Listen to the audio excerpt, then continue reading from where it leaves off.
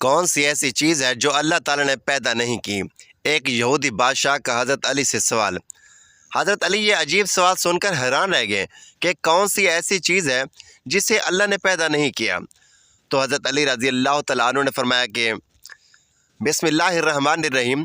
ناظرین، اللہ تعالیٰ نے حضرت علی رضی اللہ تعالیٰ عنہ کو عقل و خرد کی اس قدر عرفہ و اعلیٰ صلاحیتوں سے نوازا تھا کہ جو مسائل دوسرے حضرات کے نزدیک پیچیدہ اور غیر حل شدہ سمجھے جاتے تھے، انہی مسائل کے وہ آسانی سے حل کر دیتے تھے۔ صحابہ کرام رضوان اللہ علیہ اجمعین ایسے اوقات سے پناہ مانگتے تھے کہ جب کوئی مشکل مسئلہ پیش آ جائے اور اس کے حل کے لیے حضرت علی رضی اللہ تعالیٰ عنہ موجود نہ ہوں۔ ایک دفعہ یہودیوں کی ایک جماعت حضرت علی رضی اللہ تعالیٰ عنہ کے پاس آئی اور وہ حضرت علی رضی اللہ تعالیٰ عنہ کے علم اور دانائی کے مقام سے واقف تھے۔ وہ نادان یہ سوچ رہے تھے کہ اگر کسی طریقے سے وہ حضرت علی رضی اللہ تعالیٰ عنہ کو علمی بنیاد پر شکست دے دیں تو اس سے مسلمانوں کو شرمندگی ہوگی اور ہر طرف ہمارا ڈنکا بجنے لگے گا۔ اس یہودی جماعت نے یہ بھی منصوبہ بنایا کہ ہم نہ صرف آپ سے سوال کریں گے بلکہ آپ سے سوال آپ کی کتاب یعنی قرآن مجید سے نہیں بلکہ اپنی کتاب یعنی تورات سے کریں گے۔ اس جماعت نے من میں یہ سوچ لیا تھا کہ اگر حضرت علی رضی اللہ تعالیٰ عنہ ہماری شرائط کے مطابق تورات سے جواب دینے پر راضی ہو بھی جاتے ہیں تو یہی ہماری جیت ہوگی۔ لیکن کیسے؟ ناظرین، یہودیوں کے اس جماعت کا ماننا کچھ یوں تھا کہ حضرت علی رضی اللہ تعالیٰ عنہ بہرحال حضرت محمد صلی اللہ علیہ وآلہ وسلم کے ماننے والے ہیں اور حضرت محمد صلی اللہ علیہ وآلہ وسلم پر قرآن پاک نازل ہوا، تو یہ بات ممکن ہی نہیں کہ حضرت علی رضی اللہ تعالیٰ عنہ کسی صورت تورات کے سوالوں کا جواب تورات سے ہی دے سکیں۔ ناظرین، یہودی اس کی جماعت کا سربراہ جس کا نام راس الجالوت تھا، اس کی زیر قیادت یہ جماعت حضرت علی رضی اللہ تعالیٰ عنہ کے پاس آئی۔ راس الجالوت بولا، اے علی، ہم لوگوں نے آپ کے علم کا بہت چرچا سنا ہے۔ حضرت علی رضی اللہ تعالیٰ عنہ مسکرا کر بولے، تو کیا اس بات کی تصدیق کرنے کے لیے آئے ہو؟ راس الجالوت بولا، ہم آپ سے چند سوالات پوچھیں گے، آپ کو ان سوالوں کے جوابات دینا ہوں گے اور وہ جوابات ہماری کتاب تورات سے دینا ہوں گے، اور اگر آپ نے سب کے سامنے ہمارے سوالات کے جواب دے دیے تو ہم آپ کو باب العلم مان لیں گے۔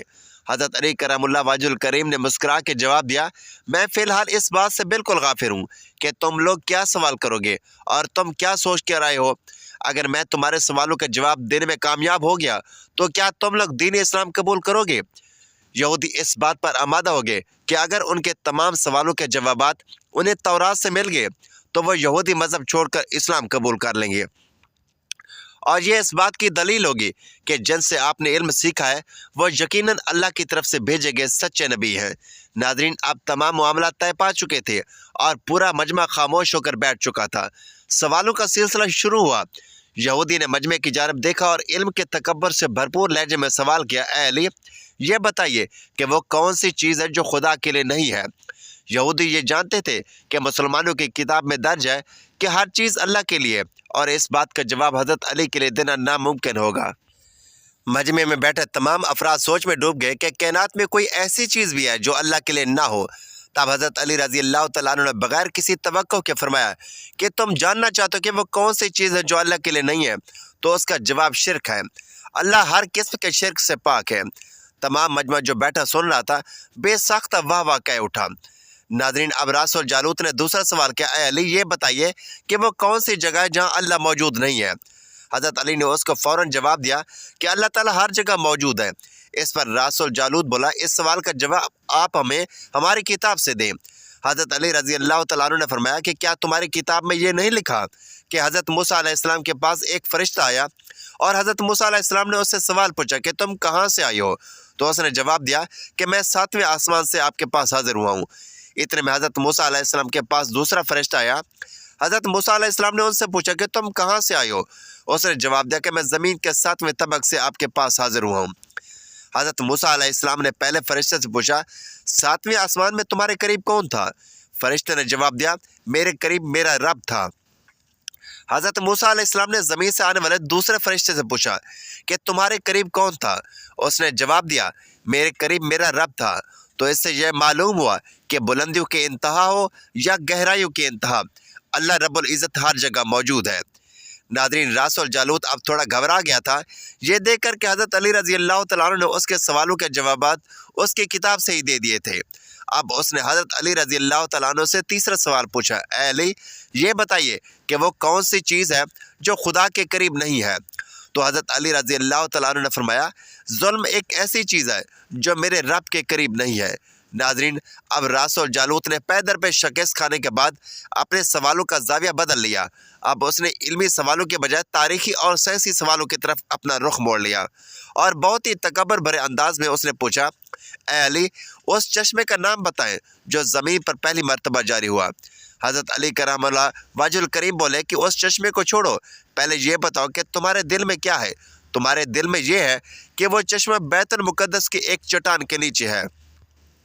راس الجالوت کے منہ سے بے سخت ہاں نکلا تو حضرت علی بولے کہ آج اپنی اصلاح کر لو، کیونکہ زمین پر بہنے والا چشمہ وہ نہیں جسے تم لوگ سمجھتے ہو، بلکہ زمین پر بہنے والا پہلا چشمہ وہ ہے جیسے حضرت خضر علیہ السلام نے پانی پیا، اور یہی وہ چشمہ ہے جیسے آب حیات جاری ہوا۔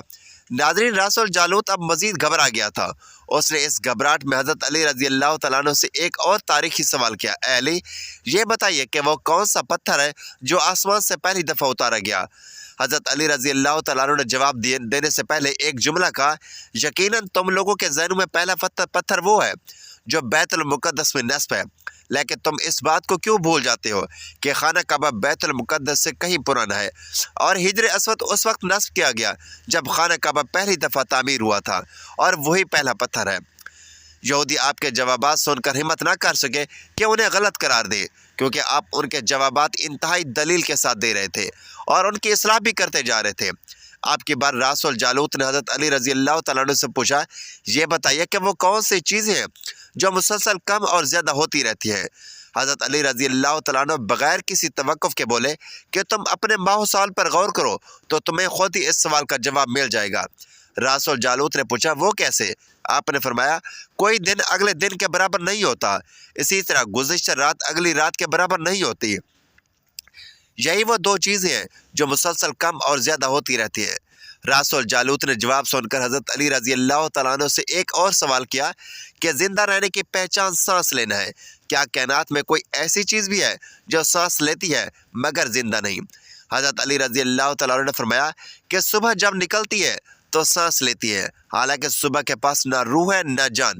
یہ سن کر وہ جلدی بولا، اچھا یہ بتائیے کہ دنیا میں وہ کون سی جگہ ہے جہاں سورج کی کرنیں ایک دفعہ تو پڑی لیکن دوبارہ اس جگہ کبھی سورج کی کرنیں نہ پڑ سکی؟ حضرت علی رضی اللہ تعالیٰ عنہ نے فرمایا، ہاں، یہ سمندر کی وہ جگہ ہے جہاں سے حضرت موسیٰ علیہ السلام اور ان کی قوم گزری تھی، اور سمندر اللہ تعالیٰ کے حکم سے دو حصوں میں تقسیم ہو گیا تھا۔ بس اس قافلے کے گزرتے ہوئے سورج کی کرنیں اس جگہ پر ضرور پڑی تھی، لیکن اس کے بعد سورج کی کرنیں کبھی بھی وہاں نہیں پہنچ سکی۔ ناظرین، جواب پاتے ہی اس نے حضرت علی رضی اللہ تعالیٰ عنہ سے پھر سوال کیا کہ یہ بتائیے کہ وہ کون سی دو چیزیں ہیں جو ہمیشہ غائب رہتی ہیں، اور وہ کون سی دو چیزیں ہیں جو ہمیشہ حاضر رہتی ہیں؟ حضرت علی رضی اللہ تعالیٰ عنہ نے فرمایا کہ آسمان اور زمین کی طرف دیکھو، یہ دونوں تمہیں غائب نظر نہیں آئیں گے، یہ دونوں ہمیشہ حاضر رہتے ہیں، اور موت اور زندگی کو ڈھونڈو تو تمہیں ان کے بارے میں کبھی پتہ نہیں چلے گا کہ وہ کہاں ہیں اور کب آ جاتی ہیں۔ اگلا سوال راس الجالوت نے یہ کیا کہ اے علی، یہ بتائیے کہ وہ کون سی چیز ہے جس کا خالق خود اللہ ہے مگر اسی کے بارے میں خود سوال بھی کرتا ہے؟ حضرت علی رضی اللہ تعالیٰ عنہ بولے، حضرت موسیٰ علیہ السلام کے عصا کا خالق خود اللہ ہے، اور اس عصا کے بارے میں اس نے خود حضرت موسیٰ علیہ السلام سے سوال بھی کیا اور پوچھا کہ موسیٰ، یہ آپ کے ہاتھ میں کیا ہے؟ پھر اس نے اگلا سوال کیا کہ بیت اللہ کا طواف تو ذی حیات کرتے ہیں، لیکن اس بے جان چیز کے بارے میں بتائیے جس نے بیت اللہ کا طواف کیا۔ حضرت علی کرم اللہ وجہ الکریم بلا توقف بولے کہ کشتی نوح ایک ایسی بے جان چیز ہے جو طواف کے دوران اس مقام پر پہنچی جہاں بیت اللہ ہے تو اس نے اس کے ارد گرد 7 چکر لگائے۔ راس الجالوت نے باب العلم حضرت علی رضی اللہ تعالیٰ عنہ سے کئی سوال کیے اور تمام کے جوابات آپ رضی اللہ تعالیٰ عنہ نے بالکل ٹھیک ٹھاک بلا توقف دیے۔ تو مجمع میں بیٹھے ہوئے ایک یہودی بولا کہ حضرت، دنیا میں ہر شخص سوچ کے جواب دیتا ہے، لیکن آپ تو ہر سوال کا جواب بلا توقف دے رہے ہیں۔ حضرت علی رضی اللہ تعالیٰ نے اس سوال کے بدلے میں اس یہودی سے ایک سوال کیا، بتاؤ تمہارے ہاتھ کی کتنی انگلیاں ہیں؟ اس نے فوراً جواب دیا، میرے ہاتھ کی 5 انگلیاں ہیں۔ حضرت علی رضی اللہ تعالیٰ عنہ نے فرمایا تو نے بھی تو فوراً میرے سوال کا جواب دے دیا۔ اس یہودی نے کہا یا علی یہ کیسی بات ہوئی، مجھے معلوم ہے کہ میرے ہاتھ میں 5 انگلیاں ہیں۔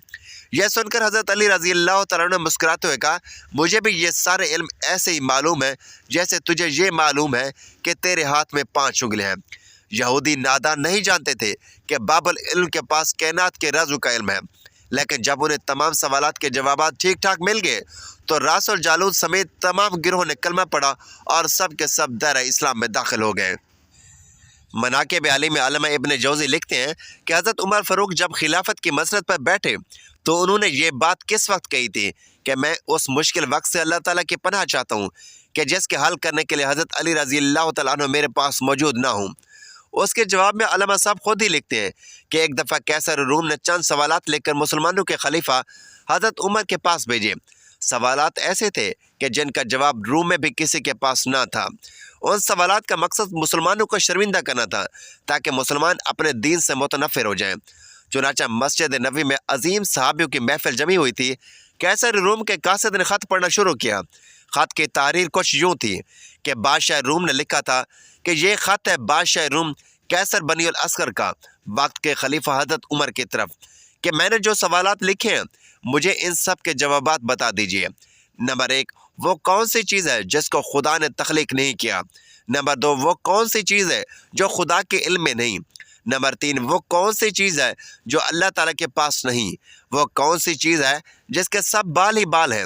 وہ کون سی چیز ہے جس کا صرف منہ ہی منہ ہے؟ وہ کون سی چیز ہے جس کے صرف پاؤں ہی پاؤں ہیں؟ وہ کون سی چیز ہے جس کی صرف آنکھیں ہی آنکھیں ہیں؟ وہ کون سا بندہ ہے جس کا خاندان نہیں؟ وہ کون سی چیز ہے جو شکم مادر میں نہیں؟ وہ کون سی بے جان چیز ہے جو سانس لے سکتی ہے؟ وہ کون سی بے جان چیز ہے جو سانس نہیں لے سکتی؟ ناقوس کی آواز کا معنی کیا ہے؟ وہ کون سی چیز ہے جس نے ایک مرتبہ پرواز کی؟ وہ کون سی چیز ہے جس میں صرف ایک بار سورج چمکا؟ وہ کون سا درخت ہے جس کا سایہ کو تیز رفتار سوار 100 سال دوڑ کر بھی عبور نہیں کر سکتا؟ وہ کون سا درخت ہے جو دھوپ اور پانی کا محتاج نہیں؟ دنیا میں اس کی مثال کیا ہے؟ جنت کے برتن جن میں مختلف قسم کے کھانے ہوتے ہیں، جنتی لوگ ایک دوسرے سے ملتے ہیں، دنیا میں اس کی مثال کس طرح کی ہے؟ جنت کے سیب سے حوریں برآمد ہوں گے لیکن ان میں ذرا برابر بھی کمی واقع نہیں ہوگی، دنیا میں اس کی مثال کیا ہے؟ جنت کی چابیاں کیا ہیں؟ حضرت عمر نے خط پڑھتے ہی فرمایا کہ اس کا جواب تو صرف برادر رسول باب العلم حضرت علی رضی اللہ تعالیٰ عنہ ہی دے سکتے ہیں۔ چنانچہ خط ان کی طرف بڑھا دیا گیا۔ حضرت علی رضی اللہ تعالیٰ عنہ نے لکھا بسم اللہ الرحمن الرحیم، اما بعد، تیرا خط وصول ہوا۔ میں اپنے رب اور اپنے پیارے پیغمبر حضرت محمد صلی اللہ علیہ وآلہ وسلم کی برکت سے آپ کو ان سوالات کے جوابات دے رہا ہوں۔ وہ چیز جو مخلوق نہیں وہ خود خدا ہے کہ جس کو اللہ نے پیدا ہی نہیں کیا۔ وہ چیز جس کا اللہ تعالیٰ سے کوئی تعلق نہیں وہ یہ بات ہے کہ اللہ تعالیٰ کا فلاں بیٹا ہے، حالانکہ خدا واحد ہے۔ خدا نہ کسی کی اولاد ہے اور نہ خدا کی کوئی اولاد ہے۔ وہ چیز جو اللہ تعالیٰ کے پاس نہیں وہ ظلم ہے۔ اللہ تعالیٰ کا فرمان ہے کہ خدا اپنے بندوں پر کبھی ظلم نہیں کرتا۔ وہ چیز جو صرف بال ہی بال ہے وہ ہوا ہے۔ وہ چیز جس کا صرف منہ ہی منہ ہے وہ آگ ہے، اور وہ چیز جس کے صرف پاؤں ہی پاؤں ہیں وہ پانی ہے۔ وہ چیز جس کی صرف آنکھیں ہی آنکھیں ہیں وہ سورج ہے۔ وہ شخص جس کا کوئی خاندان نہیں وہ صرف حضرت آدم علیہ السلام ہے۔ وہ چیز جو شکم مادر میں نہیں رہی 5 ہیں۔ نمبر 1، حضرت آدم علیہ السلام۔ نمبر 2، حضرت حوا علیہ السلام۔ نمبر 3، حضرت اسماعیل علیہ السلام کی قربانی کا دمبا۔ نمبر 4، حضرت موسیٰ علیہ السلام کا عصا۔ اور نمبر 5، حضرت صالح علیہ السلام کی اونٹنی۔ وہ بے جان چیز جو سانس لیتی ہے وہ صبح ہے۔ ناقوس کی آواز کی معنی یہ ہے حق ہے، حق ہے، ٹھہرو ٹھہرو، خدا عادل ہے اور وہ سچا ہے۔ کوہ طور پر وہ پرندہ جس نے ایک مرتبہ پرواز کی تھی۔ دریائے نیل کی سرزمین پر سورج ایک بار چمکا ہے جس کی جگہ پر حضرت موسیٰ علیہ السلام نے اپنا عصا مبارک مار کر راستہ بنایا تھا۔ وہ درخت جس کو میں اگر تیز رفتاری کے ساتھ بھی چلوں تو 100 سال تک بھی پار نہیں کر سکتا، وہ شجر طوبہ کا درخت ہے جس کی شاخ جنت کے ہر محل میں جاتی ہے۔ دنیا میں اس کی مثال سورج ہے کہ جس کی کرن ہر گھر میں پہنچتی ہے اور تمام زمین اس کی روشنی سے روشن ہو جاتی ہے۔ وہ درخت جو پانی کے بغیر اگایا تھا وہ درخت ہے جو حضرت یونس علیہ السلام اگایا گیا تھا۔ اللہ تعالیٰ نے ارشاد فرمایا، ہم اپنے پیارے حبیب کے لیے کدو کی بیل لگاتے ہیں۔ جنت کے برتن میں بے شمار قسم کے انعامات ہوں گے، وہ ایک دوسرے سے الگ الگ ہوں گے۔ ان کی مثال ہم دنیا میں مرغی کے انڈے کی لے سکتے ہیں کہ جس میں سفید اور زرد رنگ دونوں پانی شامل ہوتے ہیں، لیکن ایک دوسرے سے ملتے نہیں۔ جنت میں جو سیب عطا کیا جائے گا اس سے حور برآمد ہوگی، اس کی مثال ایسی ہے جیسے کہ سیب سے کیڑا باہر نکلتا ہے، لیکن اس میں کمی واقع نہیں ہوتی۔ وہ چیز جو دنیا میں سب کے لیے برابر ہے، چاہے وہ مومن ہو یا کافر ہو، لیکن آخرت میں وہ صرف اور صرف مومن کو عطا کی جائے گی۔ وہ کھجور کا میوہ ہے جسے آخرت میں صرف مومن ہی کھا سکے گا، جبکہ دنیا میں اسے مومن اور کافر دونوں یکساں استعمال کر سکتے ہیں۔ جنت کی چابیاں کلمہ توحید ہے۔ جب یہ خط بادشاہ روم کو ملا تو اس نے خط پڑھ کر کہا کہ میرے سوال کے جوابات صرف اور صرف خاندان رسول سے ہی مل سکتے تھے۔ پھر دریافت کیا کہ یہ جواب کس اعلیٰ ہستی نے دیے ہیں۔ ایلچی نے جواب دیا کہ ان سوالات کے جوابات مولا علی ابن علی طالب رضی اللہ تعالیٰ عنہ نے دیے ہیں۔ اس کو حضرت محمد صلی اللہ علیہ وآلہ وسلم نے علم کا دروازہ کہا ہے۔ یہ خط پڑھنے کے بعد قیصر روم نے حضرت علی رضی اللہ تعالیٰ عنہ کو خط لکھا کہ مجھے آپ کا ارسال کیا ہوا خط مل گیا ہے۔ وہ پڑھ کر مجھے یقین ہو گیا ہے کہ آپ اہل بیت ہیں اور رسالت کا قیمتی خزانہ ہیں۔ آپ ہی حقیقی شجاعت اور علم کے وارث ہیں۔ قیصر روم نے اپنے دوسرے خط میں لکھا کہ میری یہ خواہش ہے کہ آپ مجھے مذہب اور دین کے مزید معلومات بھیجیں، خاص طور پر روح کی وضاحت چاہتا ہوں جس کا ذکر خدا تعالیٰ نے اپنی کتاب قرآن مجید میں کیا ہے۔ اے نبی، لوگ روح کے بارے میں تو اس سے سوالات پوچھتے ہیں، تم انہیں بتا دو کہ روح میرے پروردگار کا امر ہے۔ یہ روح کیا چیز ہے؟ مولا علی رضی اللہ تعالیٰ عنہ نے جوابی خط میں یہ لکھا کہ اما بعد، روح ایک نورانی نقطہ ہے اور ایک غیر مری مخلوق ہے جس کو اللہ تعالیٰ نے اپنی قدرت کاملہ سے پیدا فرمایا ہے اور اپنے خاص خزانے سے نکال کر اپنی ملکیت میں رکھا ہے، اور یہی روح ہی اصل میں ہر چیز کا سبب زندگی ہے، اور ہر روح جاندار کے پاس ایک وقت مقررہ تک امانت ہے۔ جب اس کی مدت مکمل ہو جاتی ہے تو خدا اسے واپس اپنے پاس بلا لیتا ہے۔ اللہ پاک ہمیں بہتر عمل کرنے کی توفیق عطا فرمائے اور ہمیں ایمان کی دولت سے مالا مال کرے۔ میرا سنانا اور آپ کا سننا اپنی بارگاہ الہی میں قبول و منظور فرمائے، آمین یا رب العالمین۔ ناظرین، یہ تھی ہماری آج کی معلوماتی ویڈیو۔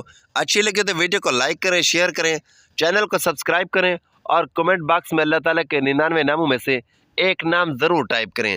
اگلی ویڈیو تک کے لیے اجازت دیجیے۔ اللہ حافظ۔